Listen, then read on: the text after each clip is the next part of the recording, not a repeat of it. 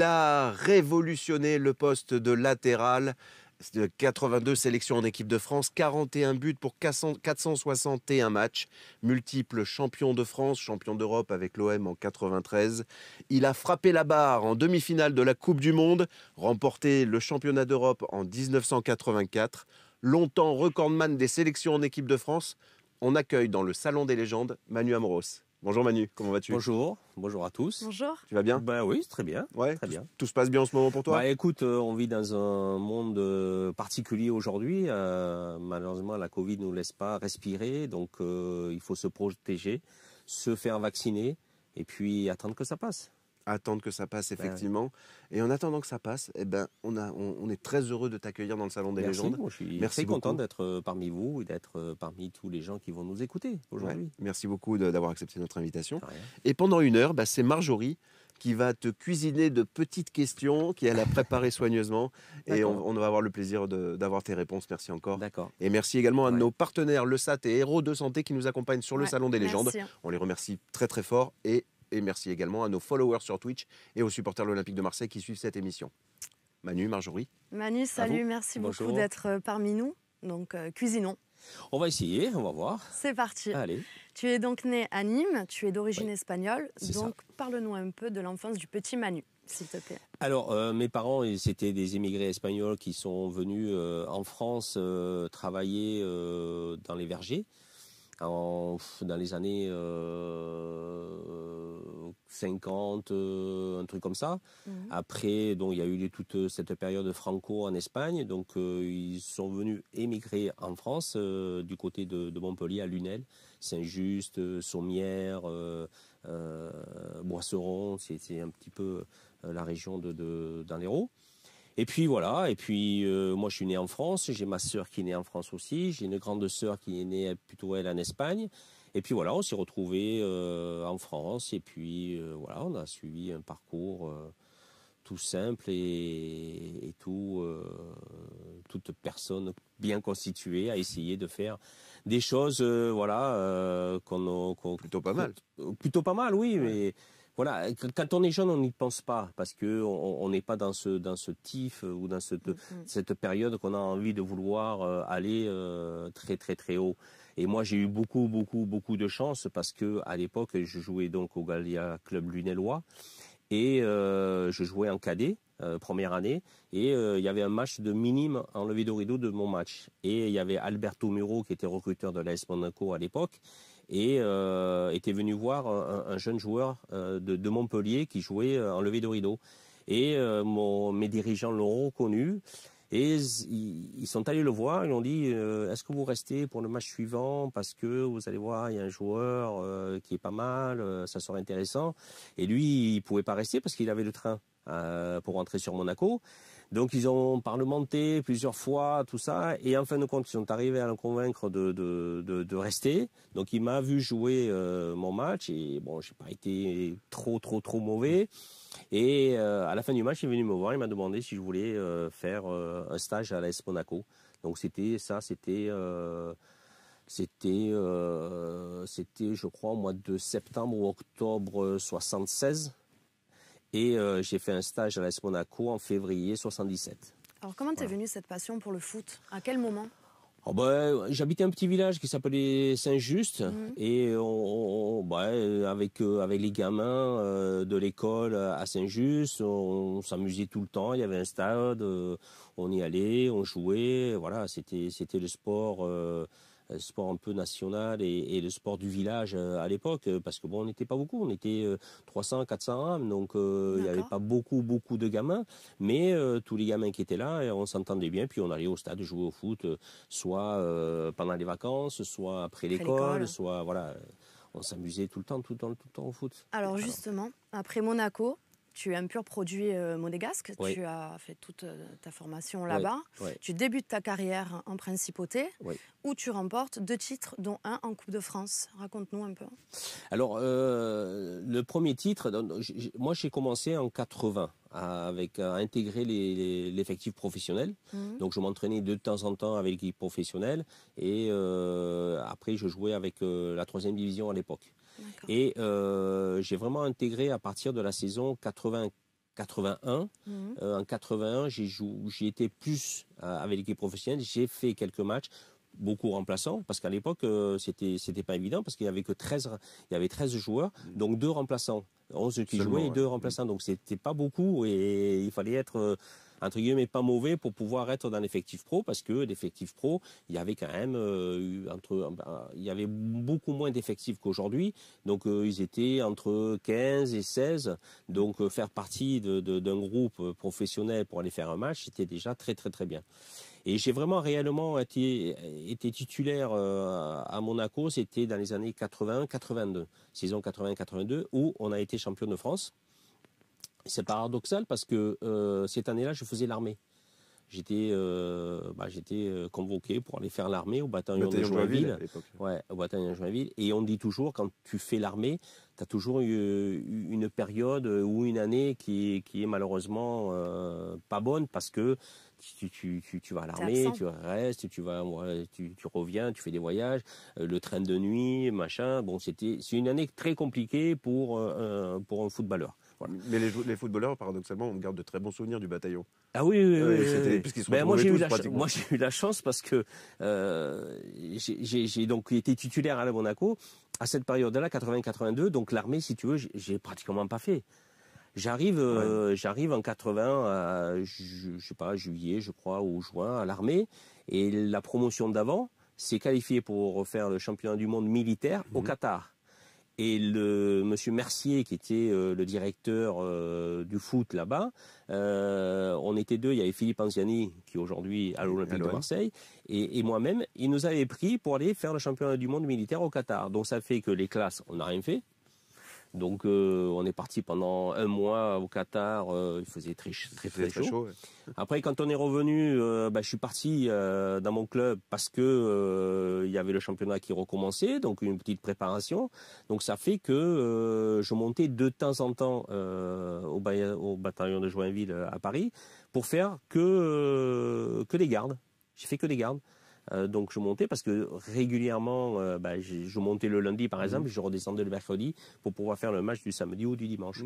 Donc si tu veux, j'ai eu cette période-là où on dit que l'armée, c'est pas très bon quand on est jeune joueur de football, mais pour moi, ça au contraire, ça m'a beaucoup aidé parce que j'ai été titulaire, on a été champion de France en 82, et c'était l'année aussi où j'ai fait la Coupe du Monde 82 où Michel Hidalgo m'a pris. Donc moi, cette année-là, l'armée, ça a été tout bénef pour moi, quoi.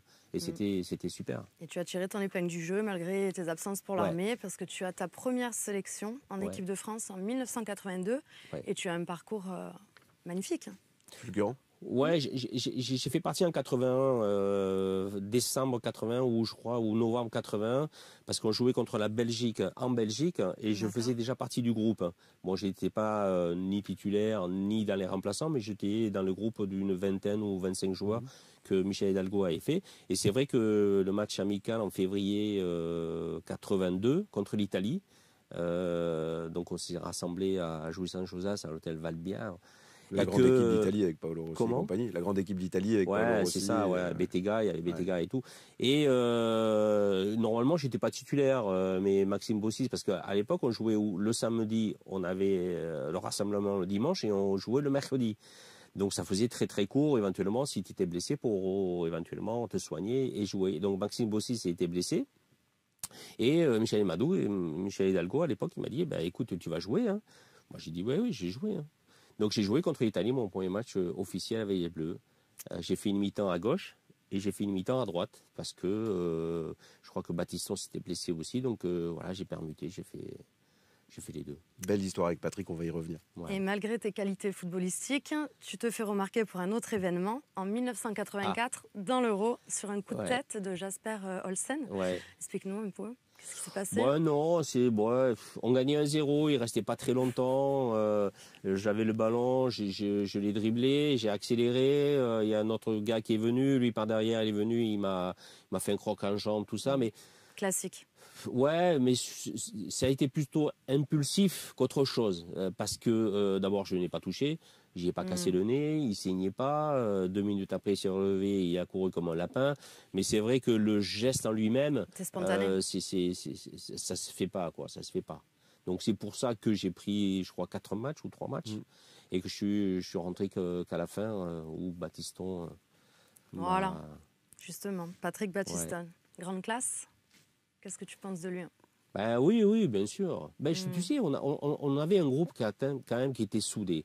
Parce que déjà en 82, il y avait une partie de l'équipe de France qui arrivait en fin de cycle, comme les Trésors, Lopez, Larios, Bernard Lacombe, René Girard, il y avait Gérard Soler. Donc ces joueurs-là qui arrivaient en fin de cycle. Et on repartait sur une équipe un peu remodelée par rapport à celle de 82. Donc, mais c'était une équipe qui s'entendait très bien. Et on vivait vraiment très bien dans ce groupe-là. Donc, si tu veux, je dirais, c'est pas étonnant quand on connaît Patrick et qu'on vit avec ce groupe-là qu'il ait fait ça, quoi. Qu'il ait fait ça. Aujourd'hui, je ne sais pas si quelqu'un pourrait le faire, mais en connaissant Patrick et en vivant avec le groupe comme on était, avec une camaraderie, une solidarité qu'on avait tous ensemble, c'était pas étonnant, quoi. C'était pas étonnant. Ouais, donc pour rappel, et on n'était pas surpris, si tu veux, nous les joueurs, quelque part, on n'était pas surpris que lui il fasse ça.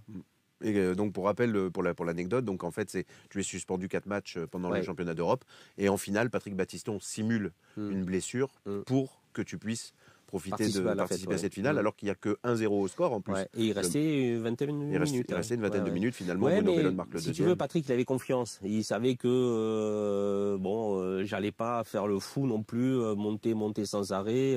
Il savait que je pouvais défendre aussi bien que lui, il a fait pendant tout le match.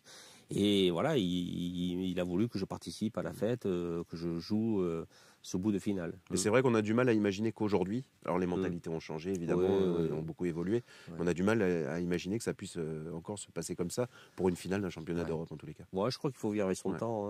Comme tu dis, les mentalités ont tellement changé, le football a tellement changé que aujourd'hui, c'est pas évident que quelqu'un puisse faire ça, quoi. Surtout une finale de championnat d'Europe. Oui, c'est ça, c'est pas un match amical. Non, c'est pas un match amical. Le match amical, à la limite, voilà. Mais là, c'est compliqué. Alors, en 1986, il se passe quelque chose quand même d'extraordinaire pour un joueur de foot. Je me suis marié, Oui, peut-être aussi. Tu es élu meilleur deuxième joueur au monde et juste derrière un certain Diego Maradona. C'est quand même rien que ça, voilà. Dingue. Écoute, moi je dis toujours, c'est tout un ensemble qui fait que tu arrives au haut niveau. C'est vrai qu'on attendait surtout Platini et Maradona, un duel de cette Coupe du Monde. Malheureusement, Michel a été blessé tout au long de cette Coupe du Monde. Il n'a pas pu jouer sur toutes ses qualités qu'il pouvait montrer. Après, moi j'étais encore jeune, 86, j'avais 24 ans, donc j'avais toujours cette envie, cette volonté d'aller toujours vers l'avant. Et ça m'a permis, grâce au groupe, grâce au collectif, de faire des bons matchs, d'être performant, de jouer les quarts de finale contre le Brésil, la demi-finale encore contre les Allemands perdus, et voilà, j'étais bien bon. fait remarquer. Ouais, j'étais bon, et puis voilà, les journalistes, parce que je crois que c'est les journalistes qui votaient, qui m'ont fait... Alors j'ai été élu meilleur latéral de la Coupe du Monde, et après, bien sûr, deuxième meilleur joueur de la Coupe du Monde. Ce qui, pour un arrière latéral, est assez exceptionnel. Parce que c'est rare qu'il soit mis en valeur. Voilà, c'est ça ce que tu dis, c'est mettre en valeur quelqu'un qui a été performant tout le long de la Coupe du Monde. Et alors que ce soit un gardien, par cette performance, que ce soit un arrière ou un milieu, où généralement on donne plus ces titres-là aux attaquants, mais c'est vrai que ça a été magnifique. Mais bon, on ne vit pas non plus avec tout ça. Avec tout ça. Là, on a Calypso 04, donc il nous dit dans ses souvenirs, Amoros, le meilleur défenseur droit, avec Jocelyn Angloma. Il a gardé également Angloma dans son esprit. Et on revient un tout petit peu sur les matchs contre l'Allemagne, puisque 82, demi-finale perdue, on s'en souvient tous ceux qui l'ont vécu, et on en parlait en off avant l'émission, ça reste un premier traumatisme pour beaucoup de footballistiques. Une demi-finale incroyable dans son scénario. Tu frappes la barre à quelques minutes de la fin du match, la fin du temps réglementaire. Temps réglementaire, ouais. Et ensuite, on connaît l'histoire, quoi. Schumacher qui ne se fait pas expulser suite à son agression sur Patrick Battiston. Pour toi, comme tu dis, ça reste un match ancré dans tes souvenirs, mais tu vis pas avec le passé, quoi. Non, on ne vit pas avec le passé. Et puis moi, j'étais jeune, j'avais 20 ans à cette Coupe du Monde. Donc, si tu veux, moi, comme je disais tout à l'heure, j'avais devant moi une carrière qui me tendait les bras. Alors qu'il y avait des gens qui, malheureusement, arrivaient en fin de cycle et qui auraient aimé vivre une finale avant de partir. Et ces gens-là, comme j'ai dit, Marius Trésor et les autres, quand tu les vois arriver dans les vestiaires et qui pleurent, tu dis mais qu'est-ce qui se passe? Pourquoi ils font ça? Parce que ils n'avaient plus la possibilité, parce qu'ils arrêtaient leur carrière internationale, d'aller chercher éventuellement une finale de Coupe du Monde. Alors que moi, j'avais encore tout mon avenir devant moi. Donc je pouvais éventuellement, si on se qualifiait bien sûr, pouvoir participer encore à cet événement mondial qui est la Coupe du Monde.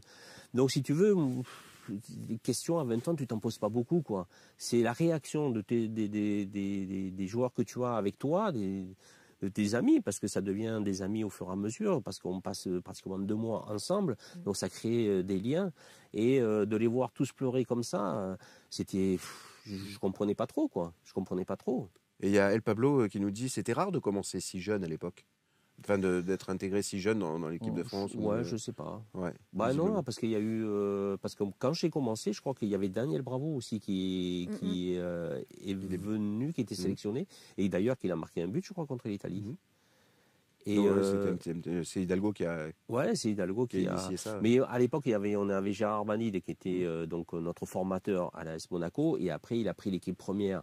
Donc après il nous a intégrés, que ce soit Bellone, Bijota, Christophe et d'autres qu'on était à l'AS Monaco. Donc il a intégré ces jeunes-là pour faire un petit peu pour rajeunir l'équipe qu'il avait à l'époque, parce qu'à l'époque il y avait Roland Courbis, Gardon, Vitalis, Correa, je sais pas si. Sacré nom, quand même. Ouais, il y avait Petit, Aymon qui a joué donc à Marseille, Raoul Nogues qui a joué à Marseille aussi. Donc tous ces joueurs-là, et malheureusement à un moment donné, ils arrivaient à un certain âge qu'ils pouvaient plus. Donc Gérard Banide a renouvelé un petit peu ça. Il a mis pas mal de jeunes en place.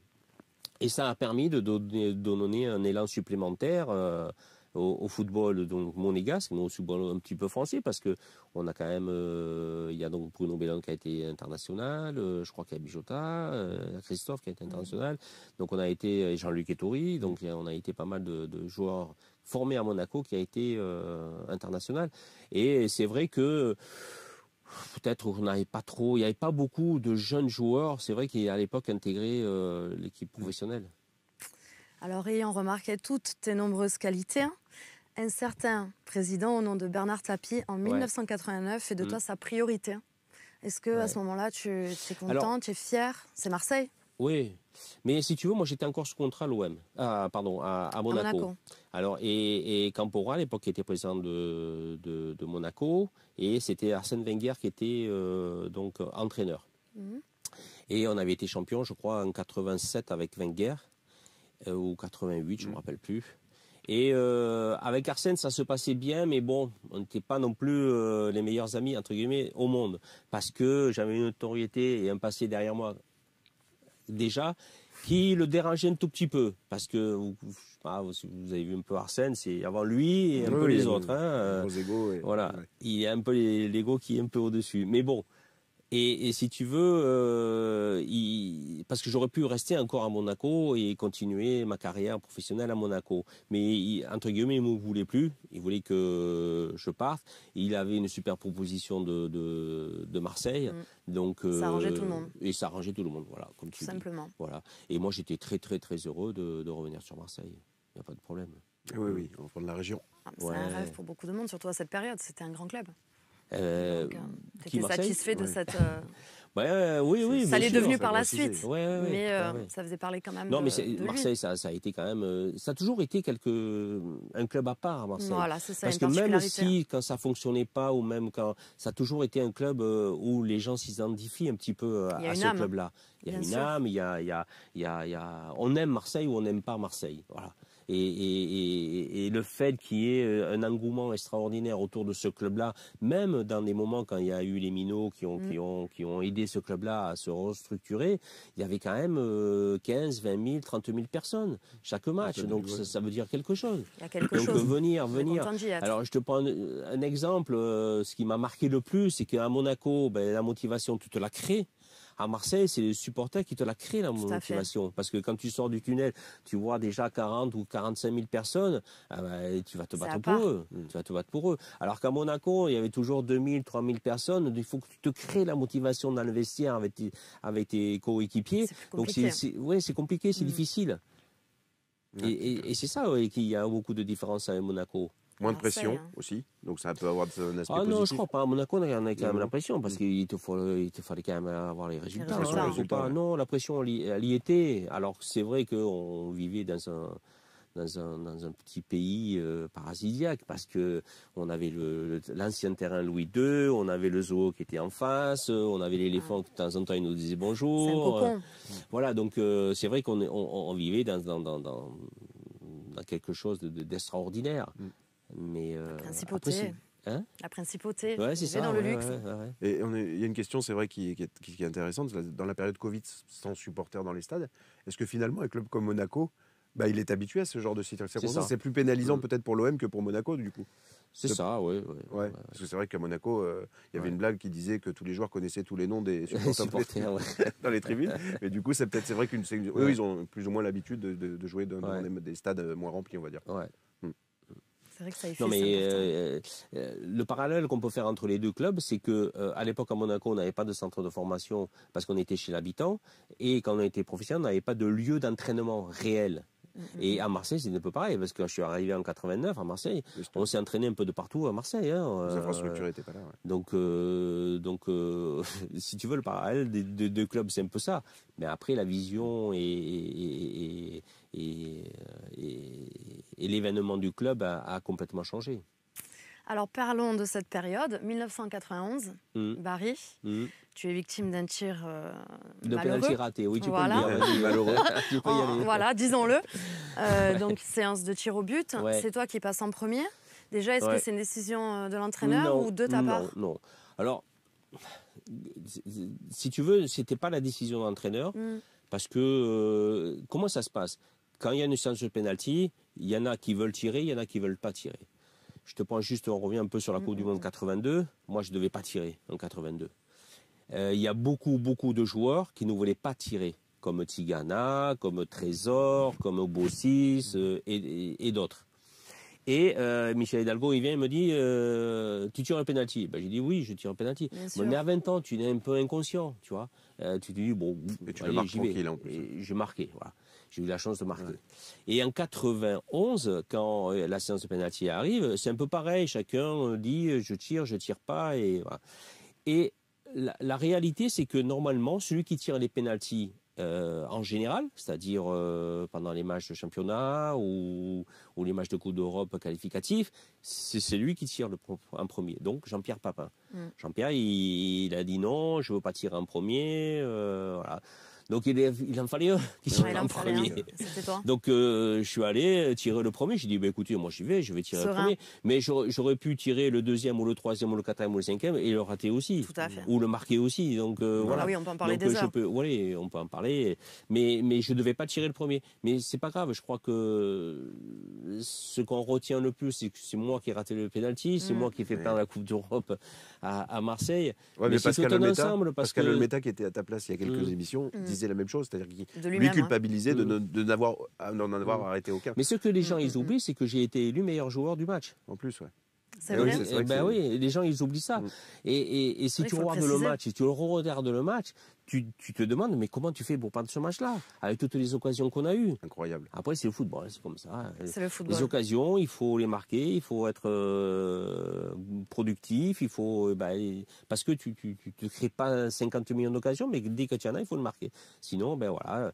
Et eux, l'Étoile Rouge de Belgrade était plus dans leur championnat, il n'y avait pas de match nul, ils tiraient les pénaltys, donc ils avaient peut-être plus l'habitude que nous, ce que disait Pascal la dernière fois, qui dit j'ai pas pu en arrêter, parce que eux ils avaient beaucoup plus l'habitude. Et c'est marrant parce que le matin du match, on faisait un petit réveil musculaire et on s'est entraîné à tirer les pénaltys et j'en ai pas loupé. Ouais, mais ouais. C'est comme quoi. C'est vrai que Bari, c'était un match particulier pour tout le monde, pour les supporters aussi, parce que personne n'a compris pourquoi cette finale se passait dans ce bled-là, parce qu'on se souvient, nous, en tant que supporters, qu'on avait mis 18 heures en bus pour y aller. C'était une catastrophe. C'était catastrophique. Et on a Zbibou18 qui nous dit sacré pénalty, j'en ai pleuré j'étais gamin, il me hante encore. Est-ce qu'il te hante encore aujourd'hui ce pénalty ou pas? Oui, ça peut être. C'est quelque chose que je regrette. Enfin, regretter. C'est pas regretter, mais c'est quelque chose déception. déception. Tu sais, déception, tu peux pas en avoir. Tu sais pourquoi? Parce que on fait un métier tellement exceptionnel qu'il y a tellement de gamins qui n'arrivent pas à ce que nous on est arrivés que tu peux pas. La déception, c'est quand tu perds quelqu'un, quand tu perds tes parents, quand tu perds membres de ta famille, des amis, tout ça. Ça, c'est de la grosse déception parce que tu sais que tu peux plus revoir ça. Mais nous, on savait qu'éventuellement, avec l'équipe qu'on avait, on pouvait éventuellement avoir une possibilité. Mais c'est quelque chose qui est difficile à vivre, surtout sur le moment, parce que on était favoris, on s'attendait à que Marseille gagne, mais on s'attendait pas que Marseille perde dans ces conditions-là. Et si tu veux, on m'a toujours reproché quelque part. On m'a reproché deux choses. Coup de tête avec l'équipe de France et raté le penalty à Bari, alors que j'ai quand même fait autre chose dans ma carrière. Ah ben oui, ça. D'ailleurs, on en vient. Mais voilà, quoi, si tu veux. Mais bon, c'est comme ça, de toute manière. On en parlait tout à l'heure. Les gens, qu'est-ce qu'ils retiennent? Ils retiennent toujours le négatif que le positif. Et c'est un peu le défaut qu'on a en France. C'est qu'on ne valorise pas assez les gens quand ils le méritent. Et plutôt, on préfère les enfoncer. Parce que quand tu vas...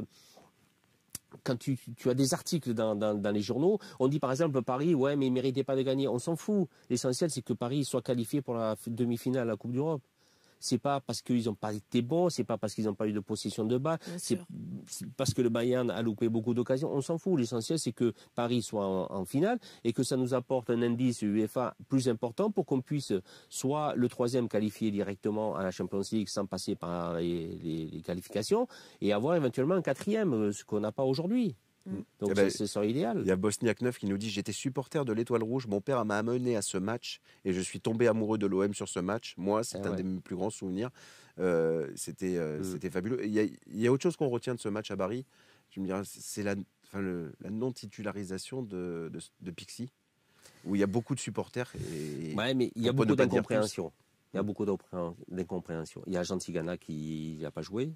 Il a fait jouer Laurent Fournier. Il y a Pixie où non plus il n'a pas joué. Parce que les gens se souviennent, j'allais dire, principalement de ça. C'est-à-dire de se dire contre l'Étoile Rouge. On va dire un chat, c'est un chat. Hein. Bernard Tapie, c'est lui qui faisait l'équipe. Hein. Oui, bien sûr. Donc malheureusement, il pensait que Pixie allait peut-être être acheté ou peut-être faire un moins bon match qu'il pensait. Et voilà. Bernard Tapie faisait l'équipe. Du moment qu'il faisait l'équipe, tu étais sûr que de temps en temps, je vais te raconter une anecdote. Un jour, on était avant un match à 17h en collation. Monsieur Gothals fait la composition d'équipe. Tapie n'était pas arrivé. Il arrive, il voit la composition d'équipe. Il a changé quelques noms. Donc, voilà. Il fallait assumer derrière. C'est sûr. Voilà. C'est comme ça, tu pouvais pas le changer, il avait ça, et puis voilà. C'était comme ça. Hein. Ouais, c'était comme ça, mais tu peux rien faire. Tu peux rien faire. Tu peux pas lui dire, président, mais pourquoi? Mais je jouais et je joue plus. Ah non, il fallait assumer.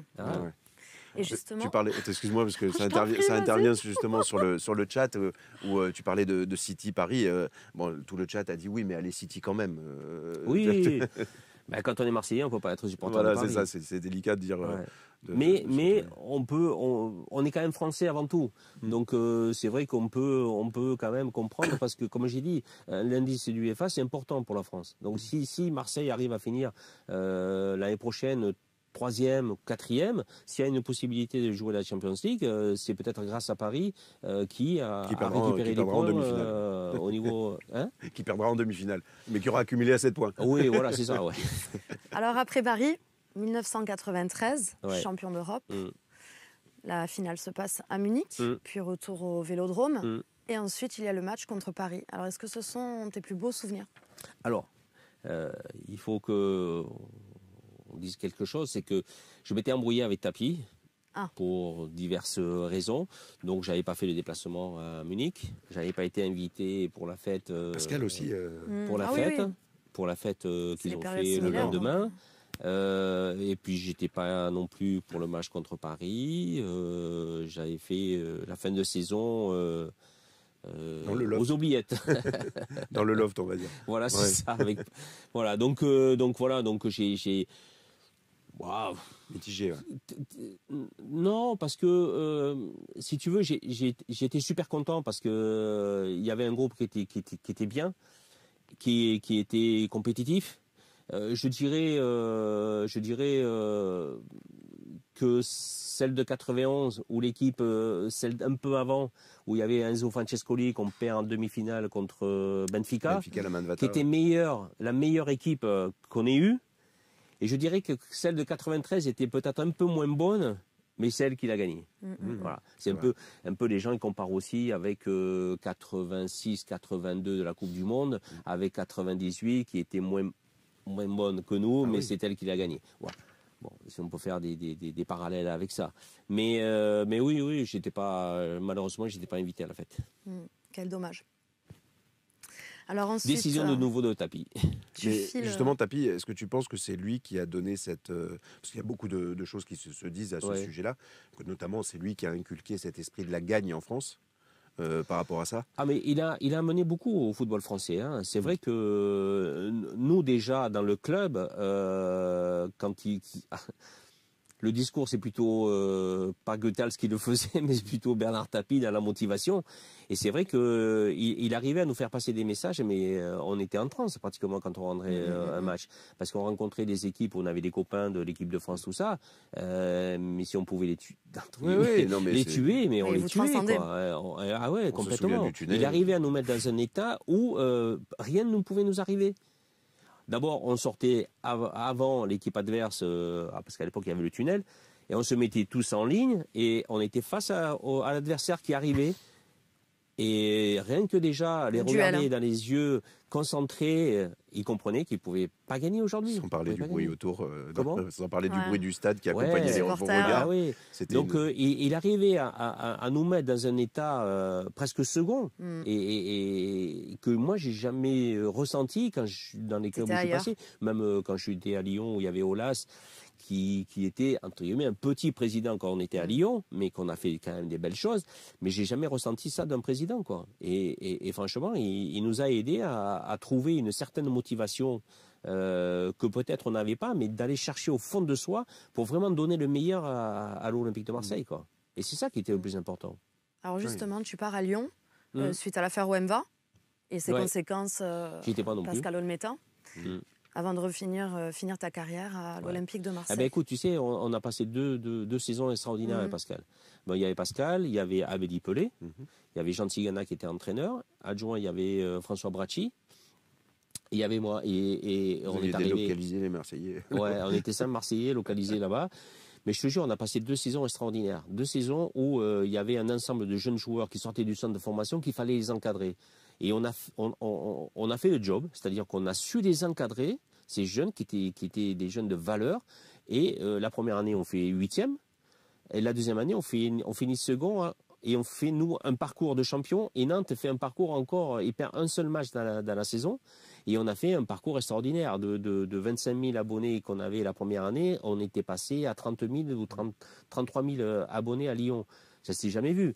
Et puis, on a stabilisé ce club. Ce club de Lyon faisait l'ascenseur sans arrêt. Alors, il restait 2 ou 3 ans en première division, il redescendait, remontait, redescendait. Et depuis, si tu regardes bien, 93, où nous, on est passé, avec ces 5 noms où je t'ai dit, bah, ils n'ont plus bougé, ils sont restés en haut. Aulas, bien sûr, a fait progresser son club comme il le fallait.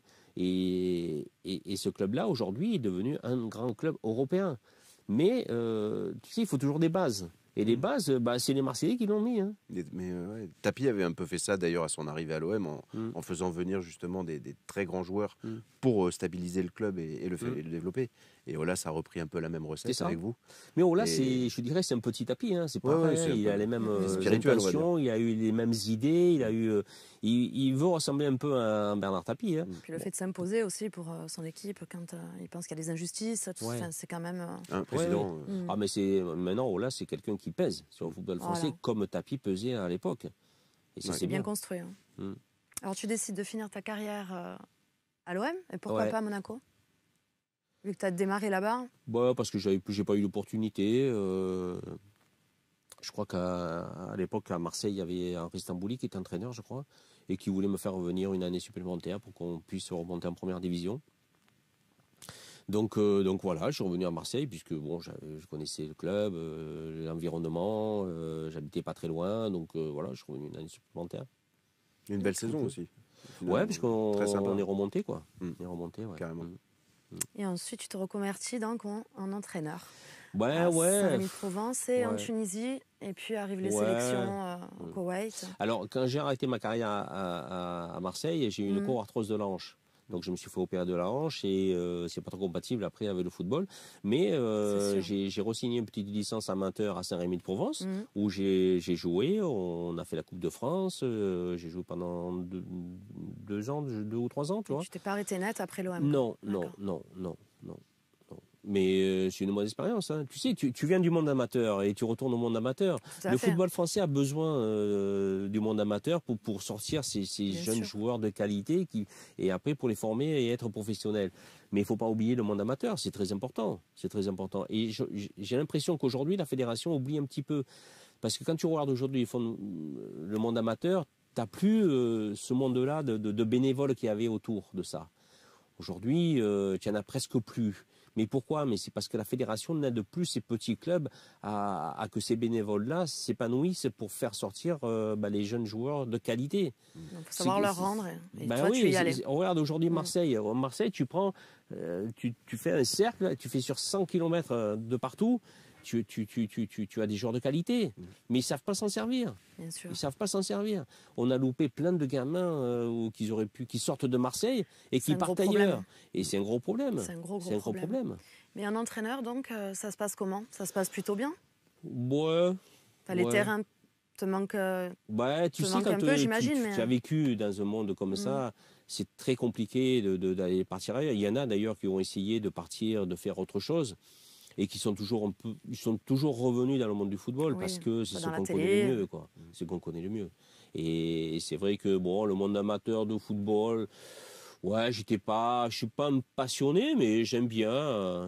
Aujourd'hui, ça serait compliqué. Et je donnerais plus de tartes qu'autre chose, quoi. Non, mais c'est vrai. Mais justement, il en faudrait des entraîneurs comme ça. Ouais, mais tu sais, aujourd'hui, c'est les joueurs qui commandent. C'est plus l'entraîneur, malheureusement. C'est qui nous disait ça la dernière fois? C'était Eric Dimeco, je crois. Ils ont le pouvoir aujourd'hui, les joueurs. Ils ont le pouvoir. Incroyable. Parce qu'il y a un problème qui se crée entre le joueur et l'entraîneur, mais le joueur, au lieu d'aller voir le directeur sportif ou de discuter ce qu'on faisait nous à l'époque avec l'entraîneur, dès qu'il y avait un tiraillement quelque part, on dialoguait avec l'entraîneur. Aujourd'hui, ils appellent leur agent. Leur agent, ils ont le numéro direct du président et ils vont directement au président. Ça devient administratif, voire justice. Et le président, qu'est-ce qu'il fait? Il prend parti pour le joueur.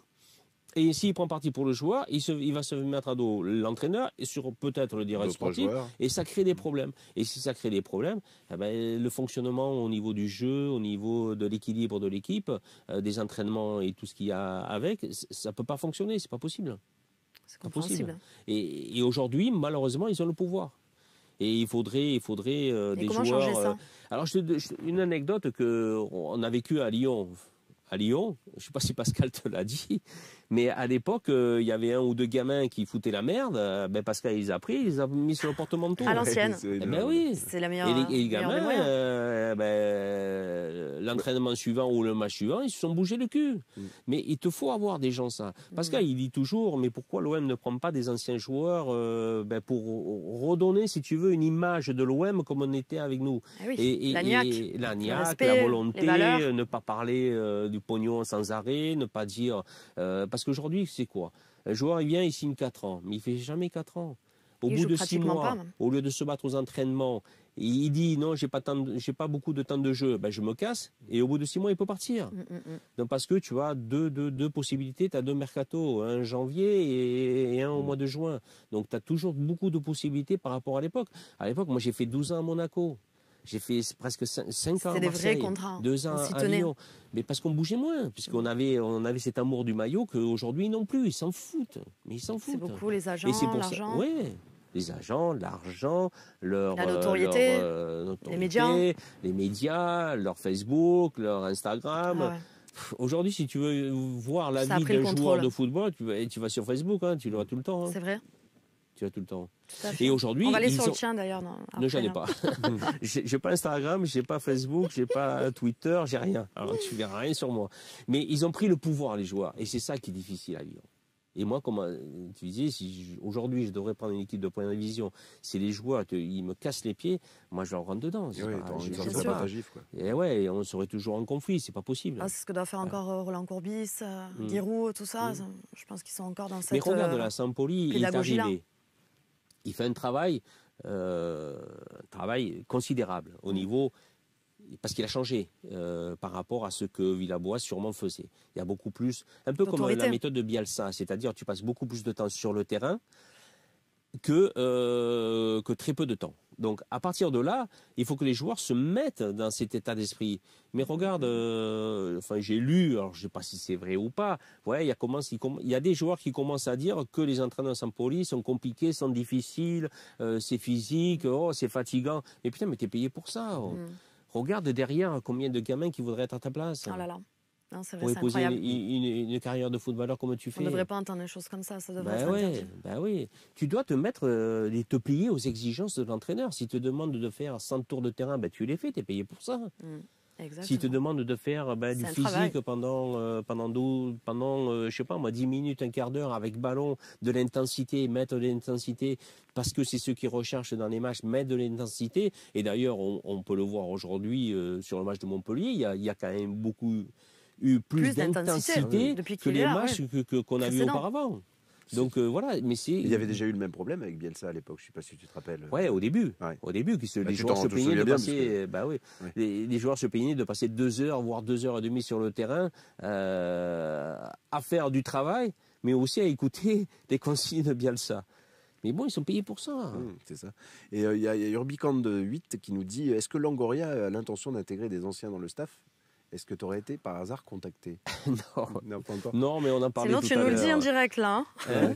Non, j'ai pas été contacté d'abord. Et puis avant moi, je pense qu'il y a quand même pas mal d'autres joueurs parce que on parle du club de Marseille, mais on parle aussi des Minots. Les Minots, c'est quand même une priorité pour le club qui a sauvé l'institution. Parce qu'à l'époque, le club était tombé bas et qu'il n'y avait plus personne qui voulait jouer comme professionnels. Ils sont allés chercher les minots qui étaient au centre de formation, qui jouaient un peu à droite à gauche, et qui a sauvé cette institution qui est l'Olympique de Marseille.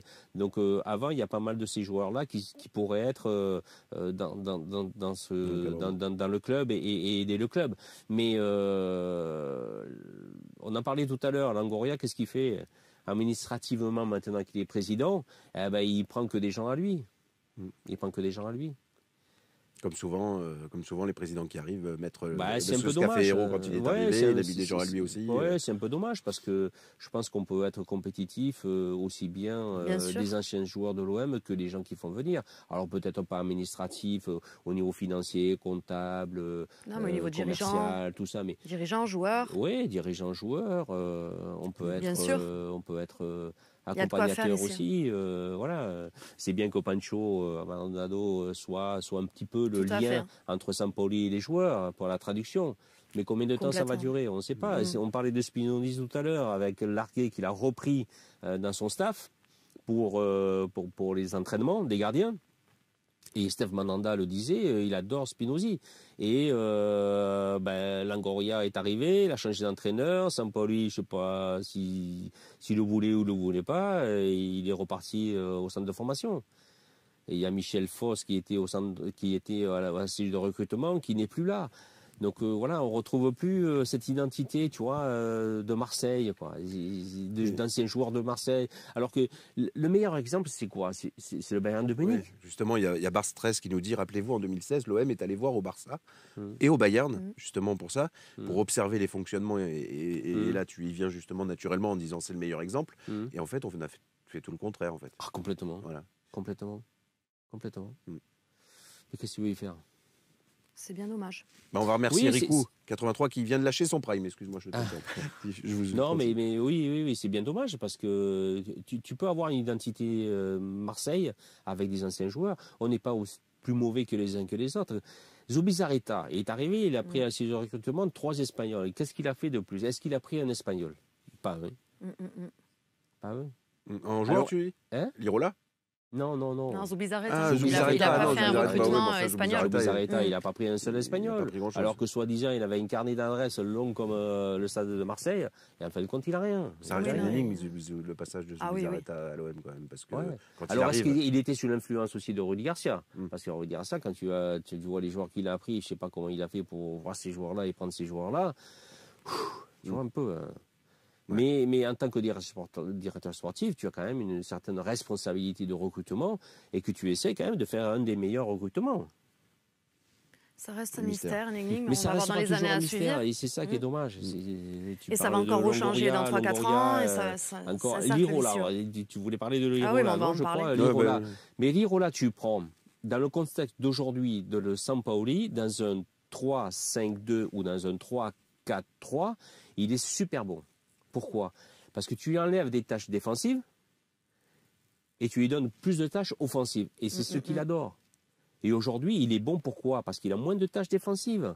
Et tant mieux. Et c'est comme ça qu'il faut l'utiliser, l'Hydro-là. Parce que si tu le mets encore avec un 4-4-2 ou un 4-3-3, il ne s'en sortira pas. Parce que défensivement, il n'est pas très bon. Donc il faut que derrière Caleta Tsar ou Alvaro ou éventuellement Camara, si je connais, de vérifier, de prendre la couverture, mais il faut le laisser aller. Et quand on parle de Lirola, on parle des autres, donc tu as été un peu dur avec le recrutement actuel concernant Luis Enrique, Encham. Ouais. Bon, toi, tu es le spécialiste du poste. Encham, pour revenir sur lui, si tu veux, Villas-Boas, je pense que en tant que vous avez fait des conférences de presse, tout ça, il disait ce qu'il pensait, que ce soit du club, à l'intérieur du club ou à l'extérieur du club. D'accord? Donc quelque part, il a dérangé. Il a dérangé le club, les dirigeants, parce qu'il disait ce que normalement on n'a pas le droit de dire. Parce que si tu regardes bien, Luis Enrique, ils se sont trompés. Parce qu'il pensait que c'est un avant-centre et en fin de compte, c'était pas un avant-centre, c'est un joueur qui est sur le côté. Et c'est pas ce que voulait Villas-Boas. Et ça, il a dit. Encham, il a dit qu'il n'en voulait pas. Et ils l'ont recruté quand même. Alors, tu te dis, mais tout ça, ça a été prémédité par le club. C'est pas possible. Tu t'es dit, mais ils ont fait exprès de faire venir Encham pour qu'il réagisse et pour dire, voilà, allez, moi je m'en vais, je vous laisse les clés, parce qu'ils ne voulaient pas lui donner sûrement des indemnités de licenciement. Donc voilà, il fallait trouver une excuse. Donc ils l'ont poussé à bout pour que... Parce que franchement, Encham, largué, il a fait jouer, il a sorti à la mi-temps. Luis Enrique, il a fait jouer, il est sorti à la mi-temps. Et puis pour revenir à Luis Enrique, d'accord, c'est un jeune Brésilien. Mais je pense qu'au Brésil, il y a quand même meilleur que ça. Il y a quand même meilleur que ça. On a payé quand même 8 millions d'euros. Tout à fait. 8 millions d'euros pour un jeune qui n'a pas joué énormément. Qui a pas... Alors ses qualités, tu dis, il est grand, il est costaud, d'accord. Il a de la vitesse, peut-être, mais ça ne s'est jamais vu pour l'instant. Les 1 contre 1, il n'y va pas. Il n'y va pas. Il va pas au duel. Tu ne penses pas qu'il faut lui laisser un petit peu le temps de... Mais on n'a pas le temps aujourd'hui. Ouais. Tu n'as pas le temps. Aujourd'hui, un club, quand il dépense de l'argent, il faut qu'il soit compétitif. Tu ne peux pas laisser... alors, tu as un temps d'adaptation. Regarde Chris Waddle. On prend Chris Waddle. Bon, c'est différent. Hein, mais il a eu un temps d'adaptation de combien? 2 mois, 3 mois. Il est arrivé, je crois, en juin. On a fait juillet, août, septembre. Mais au mois de fin septembre, il était compétitif. Il était compétitif.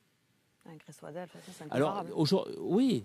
Mais aujourd'hui, tu as besoin, quand tu achètes quelqu'un, qu'il soit compétitif rapidement.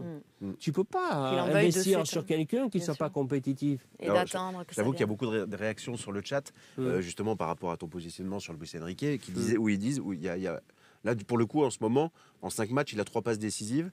Non, mais heureusement. Voilà. Ouais. Putain, mais heureusement qu'il y a 3 passes décisives. Combien il a marqué de buts? Pas beaucoup, je crois qu'un seul il a marqué.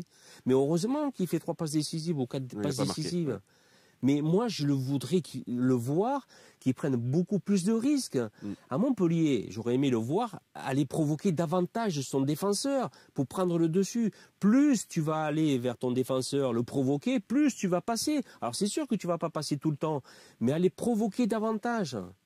Alors aujourd'hui, tu vas me dire, ouais, mais il a un rôle qui est différent. Ouais, il joue le piston, d'accord, mais ça fait rien, c'est un jeune joueur. Putain, moi, quand j'avais 18 ans, mais je bouffais la pelouse, je courais dans tous les sens, j'allais à droite, à gauche, et quand tu le vois jouer, t'as pas cette impression-là. C'est ça que je lui reproche. Alors, bien sûr que j'aimerais le voir, et que j'espère pour la suite à Marseille, qu'il va être un grand joueur, et qu'il va nous amener ce que Longoria a parié sur lui. J'aimerais bien. Mais j'y crois pas trop. J'y crois pas trop. Et pour revenir à Villas-Boas, c'est un joueur donc on a payé 8 millions. Et Villas-Boas s'est dit, ouais, on va le valoriser, on va le vendre 30 millions. Mais comment tu veux le vendre 30 millions, ce joueur-là? C'est aberrant. Je crois pas. Ou dans quelques années. Mais tu dis à Marseille, on n'a pas le temps. Mais du coup, ça s'applique aussi sur la formation, sur la formation des jeunes minots. C'est-à-dire que, est-ce que ça vaut le coup de se lancer dans la formation quand on sait justement qu'à Marseille, on prend pas le temps de former les joueurs? Mais pourquoi on ne prend pas le temps? Il faut le prendre le temps pour former des joueurs. Il faut. On n'est pas un club qui a la possibilité d'acheter tout le temps des joueurs. Je te prends un exemple. Aujourd'hui, non mais c'est vrai. La Coupe d'Europe, aujourd'hui, elle est faite pour qui? Pour des grands clubs. Quand je dis grand club, c'est pas Marseille, c'est pas un grand club. C'est pas ça que je veux dire. Un grand club. Aujourd'hui, ceux qui gagnent la Coupe d'Europe, ils ont un budget de plus de 450 millions d'euros. Marseille n'a que 140 millions d'euros. Si tu veux faire un Marseille compétitif pour arriver à être presque chaque année en Coupe d'Europe et aller passer un petit peu, aller jusqu'en 8e, quart, éventuellement demi, il faut que Macour rajoute 250 millions pour avoir un budget à peu près de 300 millions. Et encore, peut-être tu peux t'en sortir. Mais est-ce que tu crois qu'il a la fortune de pouvoir mettre 250 millions d'euros chaque année? C'est pas possible. Mais c'est pas possible.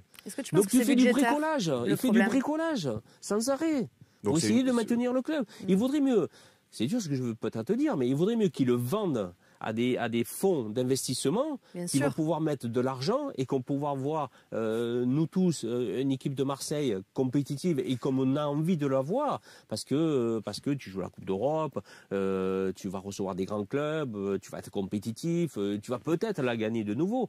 Mais avec Marcour, je ne pense pas que tu puisses la regagner. Alors, s'il ne réinjecte pas de l'argent, tu n'y arriveras pas. Dans ce que tu dis, il y a des exemples aussi un peu contradictoires. C'est-à-dire Bordeaux, par exemple, qui a été racheté par ce genre de fonds, américains aussi.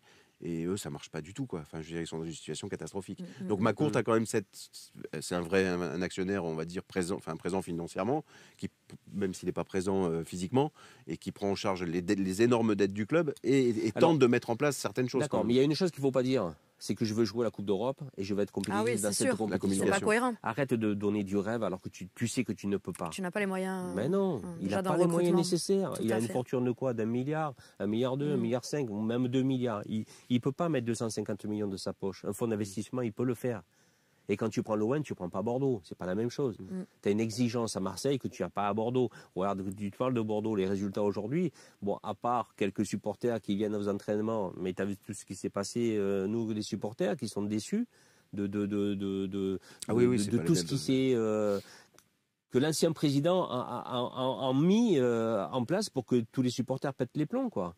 Ah oui, c'est sûr. Donc à partir de là, tu ne peux pas être compétitif si tu n'augmentes pas. Et aujourd'hui, comme je te disais, la Coupe d'Europe est faite pour des grands clubs qui ont plus de 400 millions d'euros de...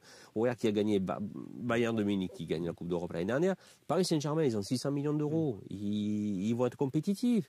Barcelone, le Real, Liverpool, Manchester City, Manchester United, l'Inter de Milan. Donc en fait, aujourd'hui, le domaine budgétaire prend le dessus sur la notoriété d'un club. Mais bien sûr, cette Coupe d'Europe est faite pour les grands clubs. Alors, ça n'empêche pas que de temps en temps, il y a des petits clubs avec des budgets, avec des budgets moindres qui vont s'immiscer. Mais ça, c'est sûr. Et espérons qu'un jour, Marseille, avec un petit budget, voilà, qu'il soit là-dedans. On aimerait tous. Alors toi, Manu, si tu étais directeur sportif aujourd'hui de l'OM, tu garderais qui dans le recrutement? Et qu'est-ce que tu changerais? Qu'est-ce que tu aimerais imposer? Alors, c'est une vision de choses que ça peut pas, c'est pas possible. Non, on t'écoute.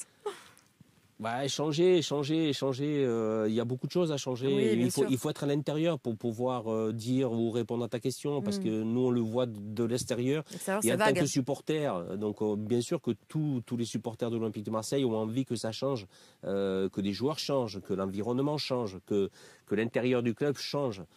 Mais c'est pas parce que tu vas changer, que moi je vais être directeur sportif, que je vais changer des choses, que ça va fonctionner. Il faut qu'il y ait une âme, qu'on retrouve une âme au sein du club. Et l'identité du club, qu'on nous parlait tout à l'heure, est très importante. Mais l'identité du club, les supporters l'ont.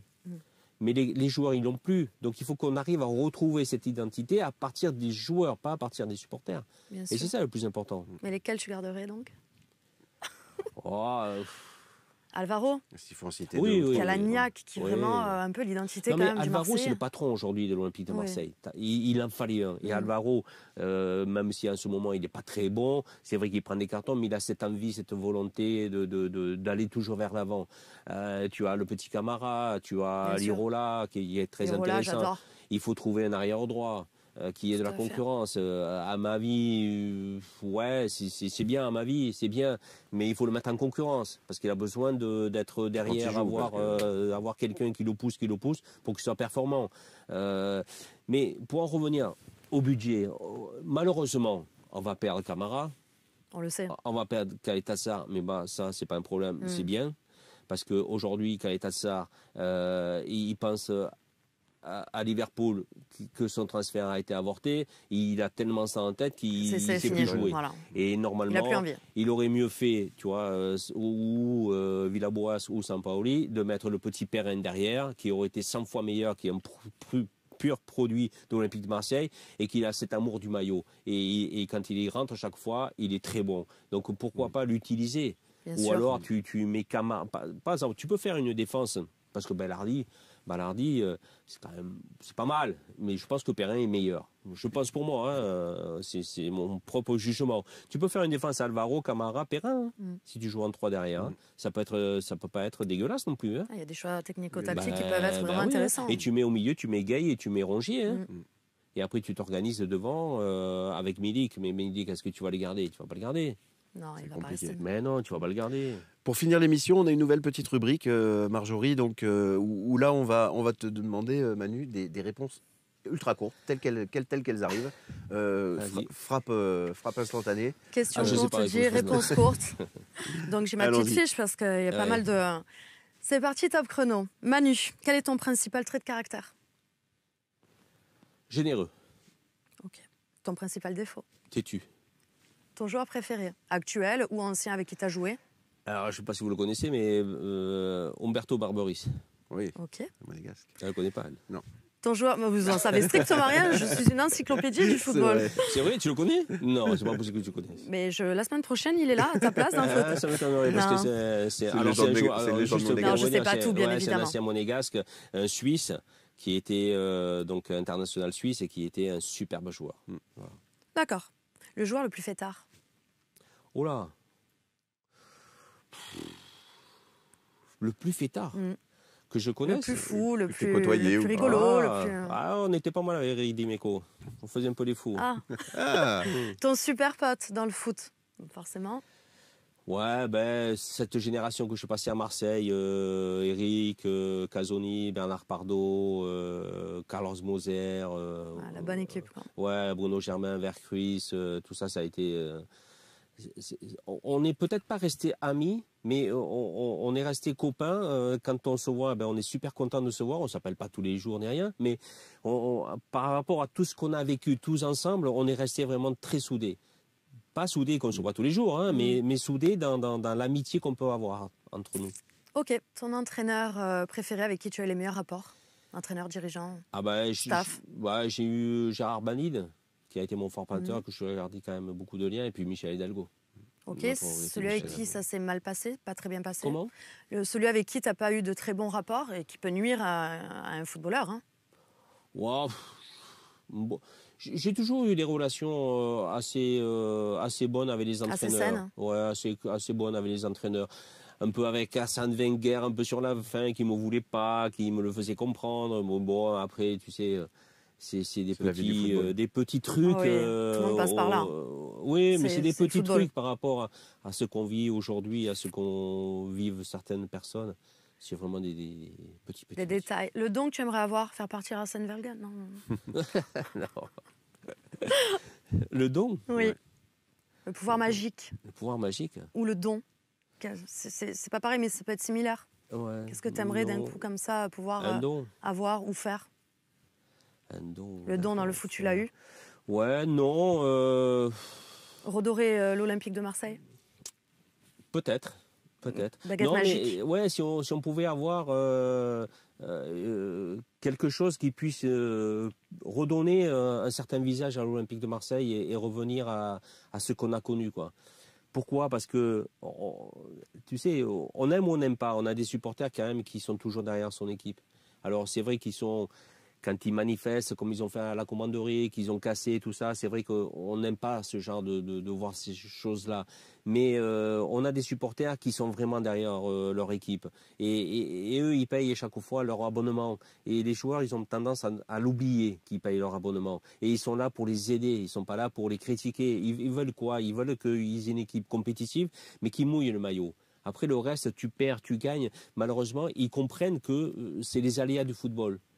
Donc, tu vois, pour ces gens-là, avoir une baguette magique ou faire venir des gens qui soient financièrement costauds pour redonner cette belle image de l'Olympique de Marseille avec leurs supporters. Ok. Ton personnage de fiction préféré, ton héros? Fiction? Tarzan. Celui qui est dans la vraie vie? Dans la vraie vie? Ton héros, ouais. Dans la vraie vie. Parents. Réel. Magnifique. Ce que tu aimes vraiment dans la vie, qu'est-ce que tu aimes? À part le football, bien sûr. Le bon vin. Ah justement, il y a Darren qui nous dit, Manu, as-tu toujours ta grande cave à vin? J'en ai bu pas mal déjà. Ouais, j'en ai bu pas mal. Non. Et ta devise? Le vin, tu sais, c'est la convivialité. Hein. D'accord. Je trouve que... Le partage, la convivialité. Ouais, bon, après, il y en a qui aiment d'autres boissons alcoolisées, mais je crois que le vin rassemble quand même... enfin pour moi et mes amis autour, devant une bonne bouteille de vin, on refait un petit peu le monde, on vit. Et pour finir, donc 2 choses, ta devise et un petit mot pour les supporters qui te regardent aujourd'hui. Alors ma devise, c'est droit au but. Hein. Bien joué. Non mais c'est vrai, c'est droit au but. Et puis pour les supporters, écoutez, je crois qu'on vit des moments difficiles, que ce soit dans la vie actuelle et ce qu'on a vécu quelques semaines, quelques mois en arrière. Il faut vraiment voir l'avenir parce qu'il y a un chemin qui est tracé et qu'ils vont nous dire que ça va être meilleur et que on va voir une équipe compétitive, j'espère dans pas trop longtemps, et qu'elle puisse nous redonner ce joie de vivre et cette joie de retourner au stade, parce que quand je viens un peu de temps en temps sur Marseille, je discute avec les supporters, ils me disent souvent on n'a plus envie d'aller au stade. Donc retrouver cette passion qu'on a. Cet amour. Voilà, cette passion, cet amour qu'on a un peu perdu quand même. Merci beaucoup Manu pour ce moment passé en notre compagnie. Merci beaucoup. Merci à tous ceux qui nous ont suivis évidemment sur Twitch et sur le Phocéen. Et merci beaucoup pour tout ce. Merci. Ça passe trop vite. Au Salon des légendes. Merci beaucoup. Merci au SAT, on le rappelle, et Aéro de Santé, nos partenaires. Merci Marjorie pour cette heure également. Et on se retrouve très bientôt pour une nouvelle édition du Salon des légendes. Merci beaucoup.